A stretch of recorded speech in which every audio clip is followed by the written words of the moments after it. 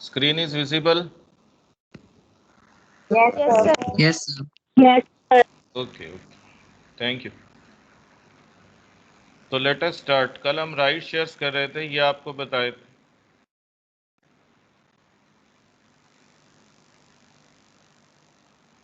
कल वाला तो आया नहीं।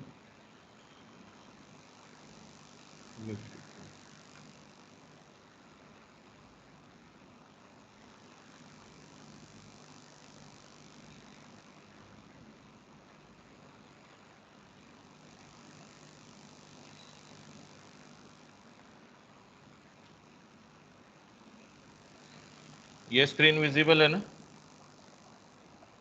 No, sir. नहीं? No, sir. No, sir.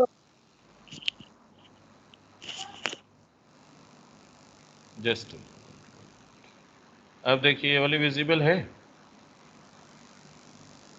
No, sir. No, No, sir. sir. देख,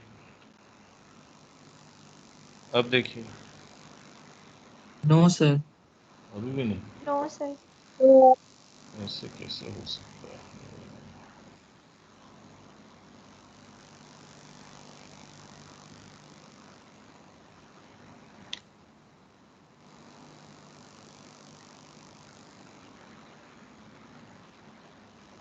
Now it's visible.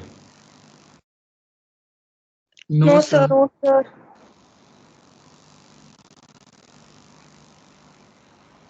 Visible? No, sir. अभी भी नहीं। No, sir.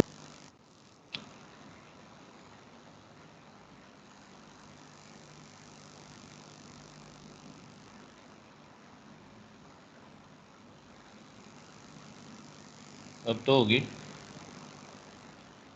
Yes, sir. Yes, sir. Yes, sir.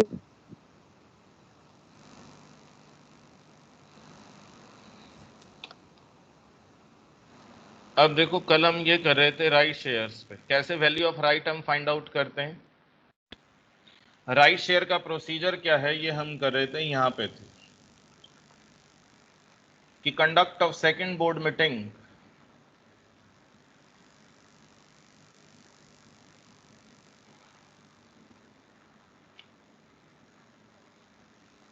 Conduct of second board meeting, उसके बाद company अपने forms file करती है ROC के पास। सेकंड बोर्ड मीटिंग के बाद जब हम शेयर्स क्या करते हैं, अलॉट करते हैं, तो 30 डेज के अंदर आपको क्या आरओसी को इन्फॉर्म करना होता है। उसके लिए फॉर्म होता है PAS3। जो भी सर्टिफाइड कॉपीज हैं, जो लिस्ट ऑफ शेयर होल्डर्स हैं, जितने शेयर्स आपने अलॉट किए, जो बोर्ड का रेजोल्यूशन है, वो सारा का सारा अटैच करके आप लोग क्या करते हैं, सबमिट करते हैं। वो अटैच करके हम लोग सबमिट करते हैं। तो इसके अंदर हमारा थर्ड पार्ट जो है, सेवेंथ पार्ट होगा। सेवेंथ पार्ट हमारे पास है कि filing of forms to ROC. PAS कर देते हैं सीधा, फॉर्म PAS3। ये वाला फॉर्म हम क्या है, सबमिट कराएंगे। PAS3 हम क्या करेंगे, सबमिट कराएंगे। After allotment of shares and, किसी का माइक ऑन है, ऑफ करें। Conclusion of second board meeting, submit PAS3 to ROC with in 30 days. कि 30 डेज के अंदर आपको क्या है, ये सबमिट कराना होता, along with all certified copies of allotment of shares। जितनी भी सर्टिफाइड कॉपीज हैं शेयर्स की, वो बोर्ड का जो रेजोल्यूशन है और लिस्ट ऑफ शेयर होल्डर्स जिनको आपने शेयर क्या हैं, अलॉट किए हैं, तो ये सारी साथ में जाएंगी। तो ये हमारा राइट शेयर एंड लास्ट जो स्टेप होता है। अब सर्टिफिकेट भी तो देने आपने शेयर होल्डर्स को कि हमने आपको क्या है, डीमैट फॉर्म में, तो कंपनी को अपनी डिपॉजिटरी को भी क्या करना होता है, इन्फॉर्म करना होता है, जिसमें वो डीमैट अकाउंट है, जिसमें वो डिपॉजिटरी पार्टिसिपेंट हम बोलते हैं, जहां पे भी जिस डिपॉजिटरी के थ्रू भी NSDL है, CSDL है, जिसके थ्रू भी शेयर्स के हैं इश्यू हुए, ये सारी इंफॉर्मेशन हमें देनी होती है। तो issue of share certificates, last step, issue of share certificates. Excuse me sir. Yes, sir ये जो आप लिख रहे हैं उसमें विजिबिलिटी नहीं है। अभी करवा रहा हूँ उसकी विजिबिलिटी, अभी कर रहा हूँ। तो फॉर्म SH1, फॉर्म SH1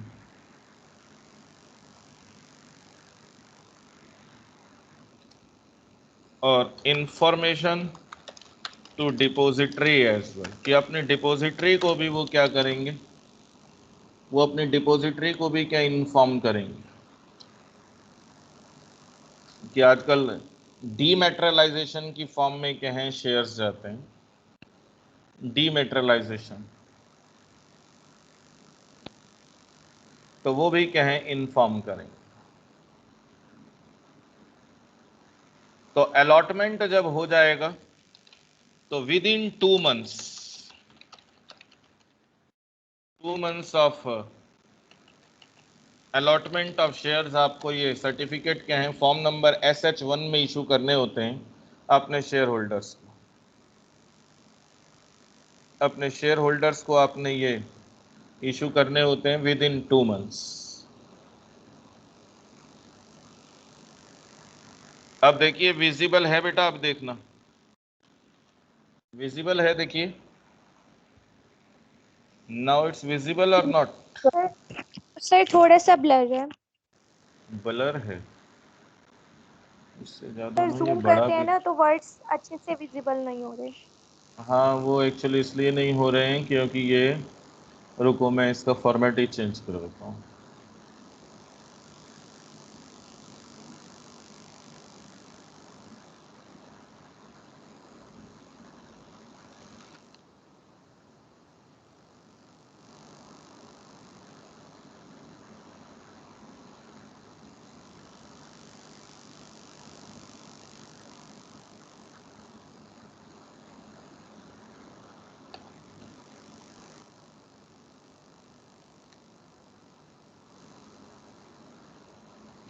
अब देखो विजिबल है ये, अब देखिए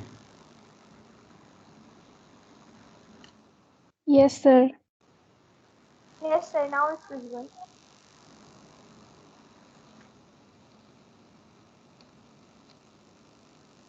नाउ इट्स विजिबल ना,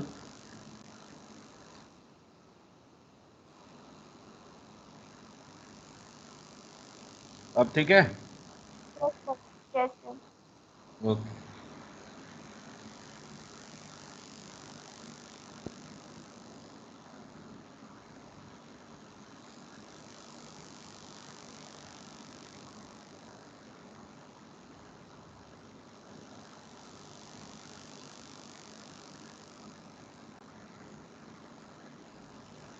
तो ये हमारा राइट शेयर का प्रोसीजर था।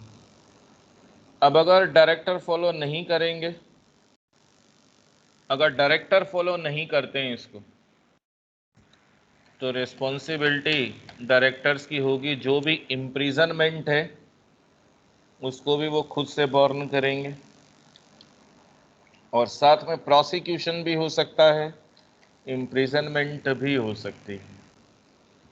अब ये उन्होंने देखना है उन्होंने क्या करना है।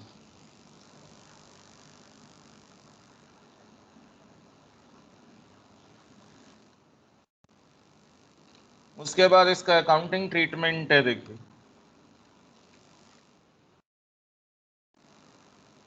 राइट शेयर्स का accounting treatment, it is not different, will be the same.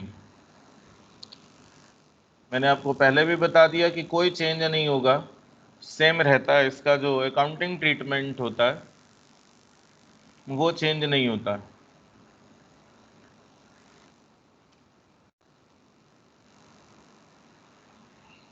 तो अकाउंटिंग ट्रीटमेंट will be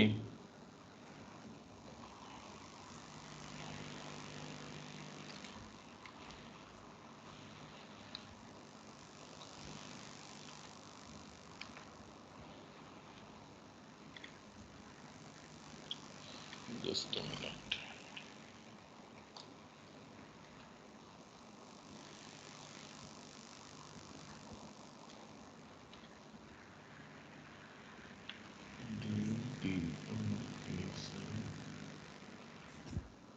तो accounting treatment will remain the same.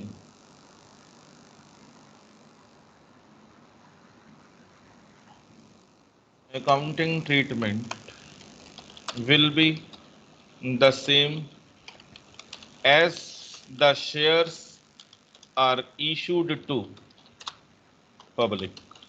कि जैसे आप पब्लिक को शेयर इशू करते हैं उसका अकाउंटिंग ट्रीटमेंट जो है वो सेम रहेगा, चेंज नहीं होगा। जो आपको शुरू में बताया था, शेयर एप्लीकेशन पहले रिसीव होती हैं, फिर हम शेयर्स क्या करते हैं, अलॉट करते हैं, उसके बाद हम क्या करते हैं,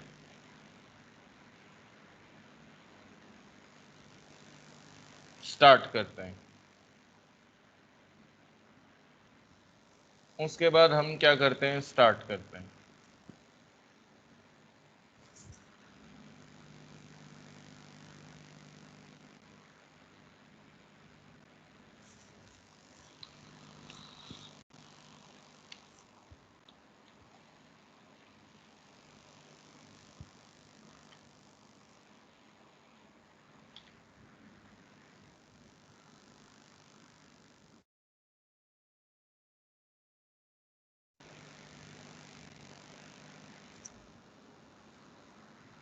तो इस तरह अकाउंटिंग ट्रीटमेंट होगा। तो ये हमारा राइट शेयर था कि राइट शेयर क्या होते हैं, कैसे हम इशू करते हैं, क्या क्या उसके प्रोसीजर्स हैं, ये सारा अभी तक आज पूरा चैप्टर ये आपका कंप्लीट हो गया। इसमें ESOP वो अलग से कराऊंगा मैं आपको, एम्प्लॉय स्टॉक ऑप्शन प्लान क्या होता है। Clear to all of you?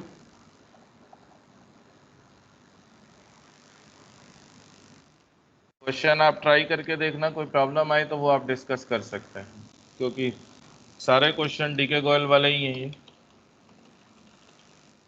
उसके बाद नेक्स्ट टॉपिक है, देखो वैल्यूएशन ऑफ शेयर्स कैसे करते हैं। नेक्स्ट चैप्टर ही है हमारे पास कि वैल्यूएशन ऑफ शेयर कैसे होता है। नेक्स्ट चैप्टर है वैल्यूएशन ऑफ शेयर्स। थ्योरी भी आती है, प्रैक्टिकल के लिए तो इम्पोर्टेंट है ही है। थ्योरी भी इसमें से आती है कि वैल्यूएशन ऑफ शेयर की जरूरत क्यों पड़ती है, क्यों हम अपने शेयर्स को क्या करते हैं, वैल्यू करते हैं, कि why the shares are being valued, क्यों किए जाते हैं, कौन कौन से मेथड हैं शेयर्स को वैल्यूएशन करने के, कौन कौन से हमारे पास क्या है मेथड्स हैं, ये हम देखेंगे। तो वैसे तो शेयर का वैल्यूएशन तब करते हैं जब आपके शेयर्स की मार्केट वैल्यू, मार्केट प्राइस अगर आपके पास क्या है अवेलेबल नहीं है, तब आप अपने शेयर्स को क्या करते हैं, वैल्यू करते हैं। नेचुरल सी बात है, जो अनलिस्टेड शेयर्स होंगे, जो शेयर मार्केट में लिस्ट नहीं है, इसका मतलब उनकी कोटेशंस आपके पास क्या है अवेलेबल नहीं है, उनके मार्केट प्राइस आपके पास क्या अवेलेबल नहीं है, जितने भी अनलिस्टेड शेयर्स हैं। अदरवाइज जो कंपनियां लिस्टेड होंगी शेयर मार्केट पे, स्टॉक एक्सचेंजेस पे, उनके तो आपके पास प्राइसेस क्या होंगे, सारे के सारे अवेलेबल होंगे, उनके प्राइसेस आपके पास क्या है अवेलेबल रहेंगे। तो इसलिए जरूरत होती है अनलिस्टेड शेयर्स का वैल्यूएशन करने के लिए, अनलिस्टेड शेयर्स के वैल्यूएशन की जरूरत होती है कि जो शेयर स्टॉक एक्सचेंज पे रिफ्लेक्ट नहीं हो रहे हैं, जिनके प्राइसेस, जिनकी कोई स्टॉक कोटेशंस अवेलेबल नहीं है, तो it is a challenge for us to value these shares. तो सबसे बड़ा चैलेंज रहता है इन शेयर्स को वैल्यूएशन करने का, because there is no rocket science available, किस तरह के कोई हमारे पास मैजिकल टूल्स अवेलेबल नहीं है। ये तो हमने कुछ जजमेंट के बेसिस पे जो भी जजमेंट्स दे रखी हैं कोर्ट्स ने, और कुछ हमारी अपनी एक्सपर्टीज हैं, जो हमारे अकाउंटिंग पियोनियर्स हैं या जो स्टॉक एक्सचेंज थिंकर्स हैं, जो स्टॉक एक्सचेंज स्टॉक मार्केट के थिंकर्स हैं, उनके बेसिस पे हमने वैल्यूएशन के कुछ प्रिंसिपल्स क्या कर लिए, डेवलप कर लिए। Otherwise it is not an exact science. तो उनके बेसिस पे हम अनलिस्टेड शेयर्स की वैल्यू क्या करते हैं, कंप्यूट करते हैं। तो this is called valuation of share, की वैल्यू पर शेयर आपने फाइंड आउट करना। और यहां पे बेसिकली जो आप बात कर रहे हैं, आपको value of equity shares find out करनी। वैल्यू ऑफ इक्विटी शेयर्स हम क्या करेंगे, फाइंड आउट करेंगे।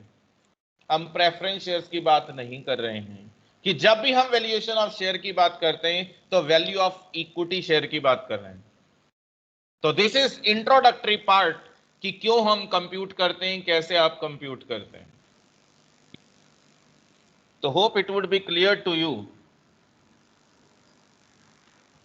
अब नीड हमारे पास है कि किन किन केसेस में जरूरत होती है, किन किन केसेस में जरूरत होती है शेयर को वैल्यू करने की। जब कंपनीज अमलगमेट होती हैं, मींस जब आप किसी कंपनी को टेक ओवर करते हैं, जब आप किसी कंपनी के साथ मर्ज हो जाते हैं, तो पहले हम देखेंगे ना कि वो कंपनी, कुछ शेयर होल्डर, क्योंकि हमारी जो मर्जर का केस आप पढ़ते हैं तो पहली कंडीशन यही है कि 90% of the shares become the share holders of transferee company. कि 10% तो क्या डिसएग्री भी कर सकते हैं स्कीम से, इसलिए छोड़ दिया हमने। एटलीस्ट 90%, 100 भी हो सकता है। तो उस सिचुएशन में आप क्या करेंगे, शेयर्स का वैल्यूएशन करेंगे। जब कंपनी क्या है, प्रेफरेंस शेयर होल्डर्स को क्या करती है, ऑफर करती है कन्वर्टिबल प्रेफरेंस शेयर्स की हम बात कर रहे हैं, कि जब कंपनी प्रेफरेंस शेयर्स के बदले में, in lieu of the preference shares, company equity shares देती है प्रेफरेंस शेयर होल्डर्स को, तो उस केस में भी हम क्या वैल्यूएशन करेंगे कि प्रेफरेंस शेयर्स की वैल्यू क्या है, उसके बदले में कितने के इक्विटी शेयर्स आपको इश्यू करने हैं। जो हमारे अनलिस्टेड शेयर्स हैं, कि जो शेयर मार्केट पे जिनके प्राइसेस अवेलेबल नहीं हैं, उनके शेयर्स के वैल्यूएशन करने के लिए, क्योंकि जिस प्राइस पे दोनों हमारी जो पार्टीज हैं, सेलर एंड बायर, जो एक परचेस कर रहा है शेयर को, एक सेल कर रहा है, तो that is called fair value. तो हमें एक फेयर वैल्यू क्या करना है, फाइंड आउट करना है। एक आर्म लेंथ प्राइस आपको चाहिए कि जिस पे दोनों पार्टीज क्या करें, एग्री करें। तो जब आप वर्किंग कैपिटल लोन लेते हैं, because shares are movable property, तो इनको आप प्लेज कर सकते हैं, हाइपोथिकेट कर सकते हैं, कि जब आप वर्किंग कैपिटल्स के लोन लेते हैं तो उस सिचुएशन में भी हम क्या करें, क्योंकि उनके वैल्यूएशन के बेसिस पे आपको लोन मिलेंगे, तो एज ए सिक्योरिटी आप उनको रख रहे हैं शेयर्स को, उसके लिए भी हम शेयर्स का क्या करते हैं, वैल्यूएशन करते हैं। For assessing state duties,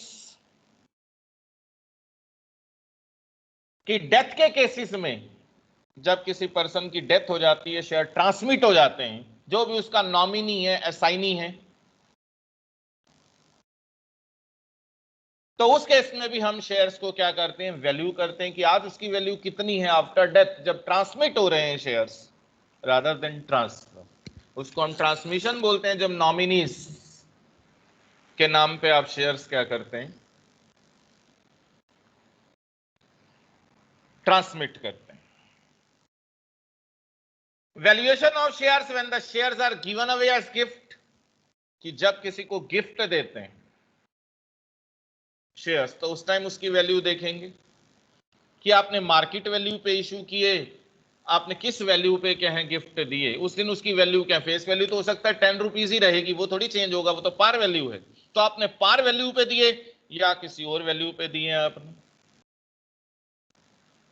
valuation of shares when the shares are given away as gift, ये बता दिया मैंने आपको। Acquisition of shares by the government, जब कंपनी जब गवर्नमेंट क्या नेशनलाइजेशन का प्रोसेस स्टार्ट करती है, जैसे 1 जुलाई 1969 को आप देखते हैं कि बैंक्स का नेशनलाइजेशन हुआ, तो इसी तरह जब जब गवर्नमेंट अपने हैंड में लेती है कंपनीज के कंट्रोल को, जैसे सत्यम के केस में आप देखते हैं कि 7,000 करोड़ रुपीस का स्कैम था, तो बाद में गवर्नमेंट ने उसको क्या किया, एक्वायर किया उस कंपनी को, बाद में सेल किया टेक महिंद्रा या अदर कंपनीज को, शेयर सेल कर दी। तो acquisition of shares by the government, वो तो लिस्टेड कंपनी थी, जस्ट एक एग्जांपल मैंने आपको दिया है। तो इन केसेस में कि जब कंपनियों का नेशनलाइजेशन होता है, तो हम शेयर्स को क्या करते हैं, वैल्यू करते हैं। तो this is the need for valuing the shares, कि हम शेयर्स को क्यों वैल्यू करते हैं। तो clear to you, clear to all of you? Yes sir. Yes sir. उसके बाद है देखो Yes, sir. फैक्टर्स अफेक्टिंग, कि कौन कौन से फैक्टर अफेक्ट करते हैं शेयर्स, कि जब आप शेयर्स का वैल्यूएशन करेंगे तो you have to bear in mind, you have to keep in mind these factors while valuing the shares, कि present earnings of the company है, क्योंकि जब मेथड्स आप पढ़ेंगे तो वहां पे एक मेथड हमारे पास यील्ड मेथड है। यील्ड का मतलब इनकम, इनकम क्या अर्निंग की फॉर्म में हो सकती है अगर कंपनी के पॉइंट ऑफ व्यू से देखें, और शेयर होल्डर के पॉइंट ऑफ व्यू से देखें तो डिविडेंड की फॉर्म में हो सकती है। और तीसरा प्रोडक्टिविटी फैक्टर भी हो सकता है, कि जब आप इन्वेस्टमेंट्स करते हैं तो वहां से भी तो इनकम जनरेट हो रहा है, इनकम फ्रॉम इन्वेस्टमेंट्स। तो इसलिए कंपनी की जो अर्निंग्स हैं, कंपनी तो अर्निंग कैपेसिटी के बेसिस पे जब वैल्यू करती है, तो that is called earning yield method. और शेयर होल्डर चाहते हैं कि जब हमने इन्वेस्ट किया है तो एक रेगुलर इनकम उनको क्या है मिलता रहे, एक रेगुलर इनकम उनके पास क्या आती रहे, तो वो हमारे पास क्या है, तो इसलिए शेयर्स को अफेक्ट करेंगी आपकी अर्निंग्स। क्योंकि जब शेयर मार्केट में जाते हैं तो मैंने आपको बताया था, हमेशा हम क्या करते हैं, प्राइस अर्निंग रेशियो कंप्यूट करते हैं। This is a important ratio. जब भी किसी कंपनी का फंडामेंटल एनालिसिस होता है, जब भी आप शेयर मार्केट में इन्वेस्ट करते हैं, screen is visible to you? Yes sir. तो प्राइस अर्निंग रेशियो हम क्या करेंगे, फाइंड आउट करेंगे। तो जब भी हम इन्वेस्ट करते हैं तो प्राइस का मतलब P upon E, P means market price of A share और E means earning per share.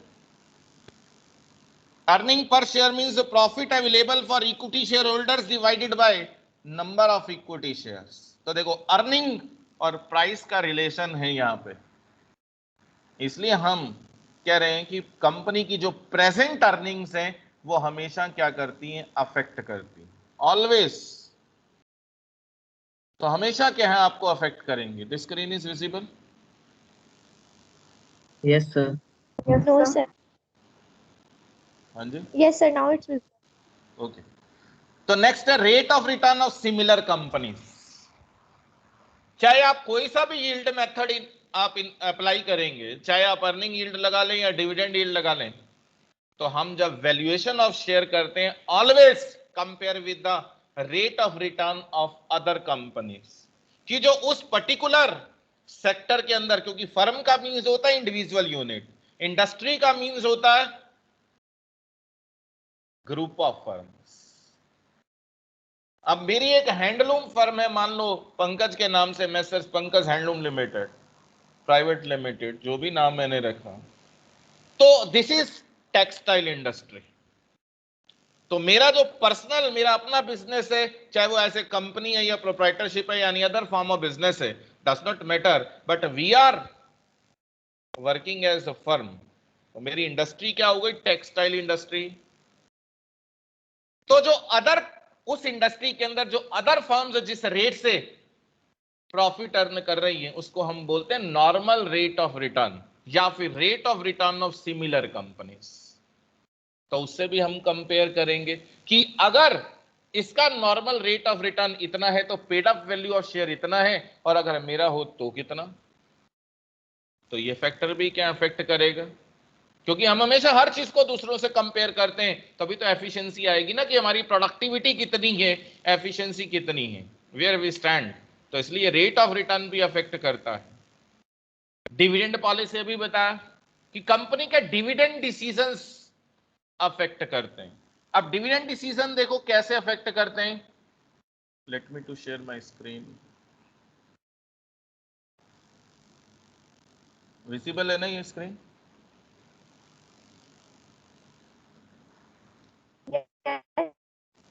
तो अब देखो, डिविडेंड यील्ड की बात हो रही है कि कितने परसेंट कंपनी क्या करती है, रिटेन करती है, कि उसका रिटेंशन रेशियो कितना है कंपनी का, और कंपनी कितना पैसा एज ए डिविडेंड क्या कर रही है, डिस्ट्रीब्यूट कर रही है, और कंपनी कितना डिविडेंड डिस्ट्रीब्यूट करती है। क्योंकि कंपनी को अपनी एक्सपेंशन के लिए पैसा चाहिए, तो कितना कंपनी क्या डिविडेंड डिस्ट्रीब्यूट कर रही है ये भी चेक करेंगे। तो this is called dividend policy, कि how much to retain and how much to distribute. अब शेयर होल्डर तो चाहते हैं कंपनी डिस्ट्रीब्यूट करे, क्योंकि अगर हमारा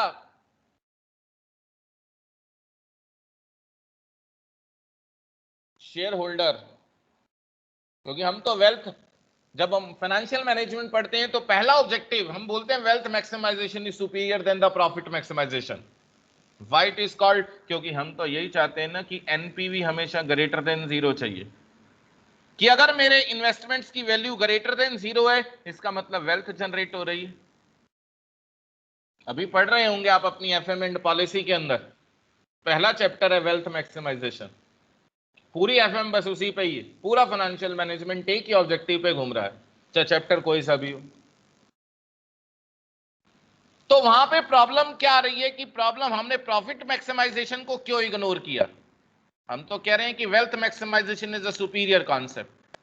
तो why we are ignoring the profit maximization, जबकि हम तो यही बोलते हैं कि बिजनेस जब भी करेंगे तो हमारा तो ऑब्जेक्टिव एक ही होता है, प्रॉफिट मोटिव। तो why we are ignoring the profits, why we are ignoring this profit maximization concept?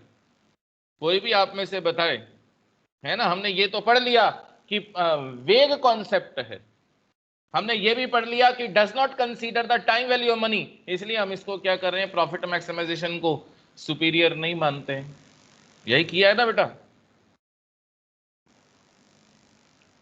Hello, are you listening to me? Yes, sir. Yes, sir. तो मैं आपसे क्वेश्चन पूछ रहा हूं कि why profit maximization is not a superior objective, why we are taking the wealth maximization as a superior concept? अभी तो पढ़ रहे हो तुम,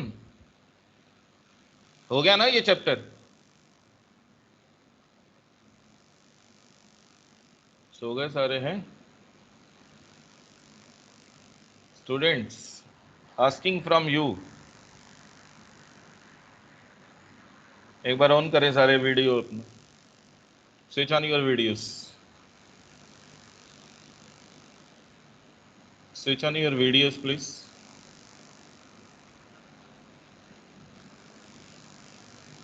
Yes, sir. सभी सभी ऑन कर लें। सर आपकी आवाज नहीं आ रही। अब आवाज नहीं आ रही, पहले तो आ रही थी। अब देखो, मैं तो आपसे क्वेश्चन पूछ रहा हूं कि why wealth maximization is superior objective than the profit maximization. पढ़ लिया बेटा पहला चैप्टर सुपीरियर आप टू व्हाट सर? है? सुपीरियर से आगे क्या बोला आपने? Superior than the profit maximization. Camera face पे रखना, छत पे थोड़ी रखना। छत दिखा रहे हैं या वॉल दिखा रहे हैं मुझे पीछे, है ना। तो व्हाई इट इज सो, पूछा नहीं है टीचर से, पूछा नहीं। आपको मैंने बोला कि एमकॉम का जो बेस है थ्योरी बेस है, अगर थ्योरी खराब हो गई प्रैक्टिकल समझ नहीं आएगा। देखो, और आप में से बहुत सारे ऐसे होंगे जो टीचर्स बनेंगे, है ना, जो टीचिंग में आएंगे। बहुत सारे स्टूडेंट्स हमारे ऐसे हैं, they want to join colleges,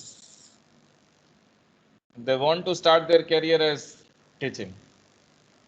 तो one should know, one should clear about these things. और इंटरव्यू में भी जब आप जाएंगे, चाहे आप कॉर्पोरेट फाइनेंस में चले जाएं, बैंक्स में चले जाएं,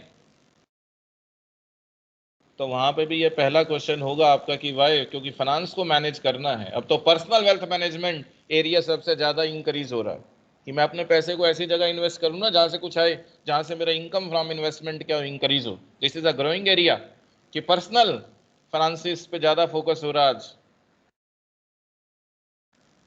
चलो लेट मी टू एक्सप्लेन, छोड़ते हैं उसको। हाँ। तो प्रॉफिट मैक्सिमाइजेशन हम क्यों नहीं लेते? ऑन करके ही रखे, कैमरे ऑफ मत करें। तो प्रॉफिट मैक्सिमाइजेशन हम क्यों लेते हैं, ये देखते हैं। यही हमारा क्वेश्चन। क्योंकि हमने बोला प्रॉफिट मैक्सिमाइजेशन इज अ वेग कॉन्सेप्ट। पहला आपने लूप होल यही पढ़ा है अपनी बुक में, चाहे डीके गोयल पढ़ी हो, चाहे आपने शशि के गुप्ता पढ़ी हो, चाहे कोई सी भी बुक पढ़ी हो, है ना। पहला पॉइंट उसके अंदर यही गिवन है कि प्रॉफिट मैक्सिमाइजेशन इज अ वेग कॉन्सेप्ट, यही पढ़ा है ना। It does not consider time value of money. ये दो चीजें तो रटी रटाई हैं, और आपने भी उसको रोट लर्निंग कर लिया, रट लिया है कि यही लिखना है पेपर में। But the problem with profit maximization is this कि वहां पे कहीं मेंशन नहीं है प्रॉफिट लेने कौन से हैं, कहीं मेंशन नहीं है। देखो, किसी बुक में नहीं लिखा, किसी ऑथर ने नहीं लिखा। लिखा है कहीं कि we have to take the value of profit as absolute. Absolute का मतलब जो मनी फॉर्म में मेरा 10,000 प्रॉफिट है वही ले लो। कहीं मेंशन नहीं है कि हमें प्रॉफिट जो लेने हैं वो बिफोर टैक्स लेने, आफ्टर टैक्स लेने, ये भी मेंशन नहीं है कहीं। अभी मैंने बात की आपसे ईपीएस की, अर्निंग पर शेयर, तो हमें प्रॉफिट ईपीएस लेना है, क्या लेना है? स्ट्रैटेजिक मार्केटिंग आप पढ़ रहे हो, स्ट्रैटेजिक मार्केटिंग के अंदर, स्ट्रैटेजिक मार्केटिंग के अंदर या स्ट्रैटेजिक मैनेजमेंट के अंदर हम पढ़ते हैं मार्केट शेयर की बात होती है। अब हम कहते हैं कि इंडिया में जो ऑटोमोबाइल सेक्टर है, तो वहां पे 60% शेयर आज भी मारुति के पास है। मतलब आज भी मार्केट जो है वो 60% मारुति के पास है, चाहे जितनी मर्जी कंपनियां आ जाएं। तो वो उसके प्राइसेस, जब अपने प्राइसेस उसके क्या करेंगे, बाकी कंपनीज को भी अफेक्ट करते हैं। तो हम प्रॉफिट मार्केट शेयर वाला ले लें कि मेरा मार्केट शेयर अगर ज्यादा है, मेरा मार्केट शेयर अगर एक्सीड करता है, तो मेरे प्रॉफिट भी एक्सीड करेंगे। तो दिस इज अ क्वेश्चन कि what type of profit we have to consider. Nothing is mention anywhere, nothing is mentioned, so profit maximization is called a vague concept। इसलिए हम लिखते हैं कि ये वेग कॉन्सेप्ट है। अगर आप उसकी एब्सोल्यूट वैल्यू ले रहे हैं कि आज मेरा प्रॉफिट अगर 10,000 है, 1 ईयर के बाद, वो तो प्रेजेंट वैल्यू है ना 10,000, एक साल बाद तो उस 10,000 की वैल्यू इंटरेस्ट जोड़ के तो इंक्रीज हो जाएगी, बट उसकी एब्सोल्यूट वैल्यू अगर आप फाइंड आउट करेंगे तो वो रिड्यूस हो जाएगा प्रेजेंट वैल्यू तो। क्योंकि 1 रुपए की वैल्यू आप देख रहे हैं, अगर 10% हमारा कॉस्ट ऑफ कैपिटल या प्रेजेंट वैल्यू फैक्टर है, तो 0.91 हो जाती है। अगर आपको 1 साल बाद 1 रुपए 10 पैसे मिलने हैं, तो आज उसकी वैल्यू कितनी है? 0.91 पैसा है उस 1 रुपए की वैल्यू देखें। तो प्रेजेंट वैल्यू इज डिक्रीजिंग, तो दिस इज कॉल्ड डिस्काउंटिंग। तो इसलिए profit maximization does not consider the time value of money, उसको कंसीडर नहीं कर रही है। तो क्लियर टू यू कि why wealth maximization is superior. इसलिए हम वेल्थ मैक्सिमाइजेशन को सुपीरियर, कि अगर हम शेयर होल्डर की वेल्थ को मैक्सिमाइज कर दें, अगर हम शेयर होल्डर की वेल्थ क्या करें, जनरेट कर दें, अगर मेरा शेयर होल्डर क्या है, खुश हो जाएगा, अगर मेरा वो ज्यादा इन्वेस्ट करेगा मेरी कंपनीज में, तो means market value of the share. पूरी फाइनेंशियल मैनेजमेंट में दो ही चीजें पढ़ रहे हो आप, या तो shareholder wealth maximization SWM, या फिर आप पढ़ते हैं VOF, वैल्यू ऑफ फर्म। दो ही चीजें पढ़ रहे हैं। वैल्यू ऑफ फर्म का means market value of the share अगर इंक्रीज हो जाएगा तो फर्म की वैल्यू क्या हो जाएगी, फर्म का वैल्यूएशन इंक्रीज नहीं होगा।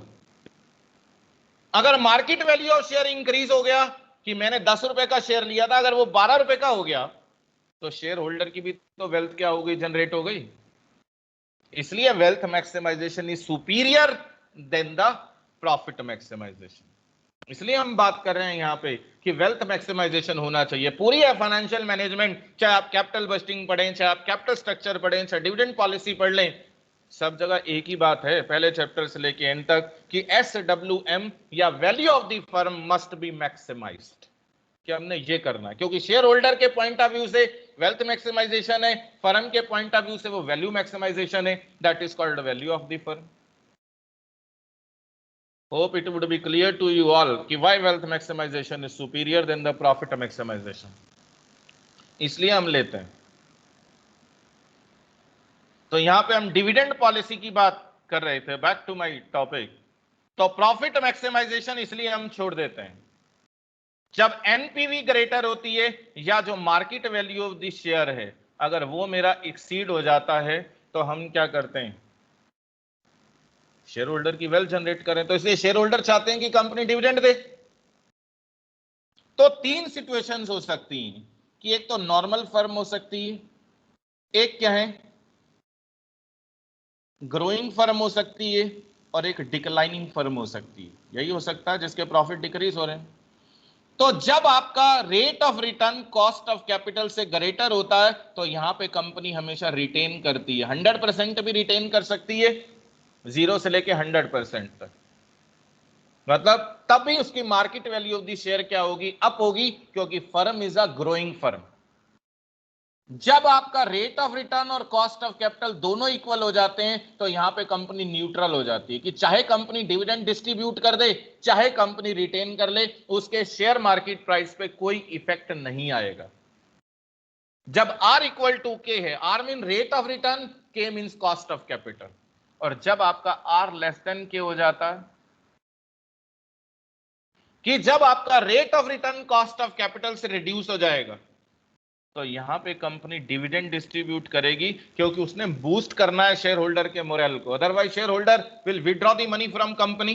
तो यहां पे कंपनी रिटेन नहीं करेगी, यहां पे कंपनी क्या करेगी, डिविडेंड डिस्ट्रीब्यूट जब करेगी, तब कंपनी का प्रॉफिट क्या होगा, तब market value of the share क्या होगी, इंक्रीज होगी। तो डिविडेंड पॉलिसी हमेशा अफेक्ट करती है आपके शेयर प्राइस को। तो it is clear to you कि डिविडेंड पॉलिसी कैसे अफेक्ट करता है। Clear to you all? Yes, sir. Okay. Thank you. Have a nice day. Yes, बाकी sir. कल करेंगे। Okay. Okay, sir. Thank you. You too, sir.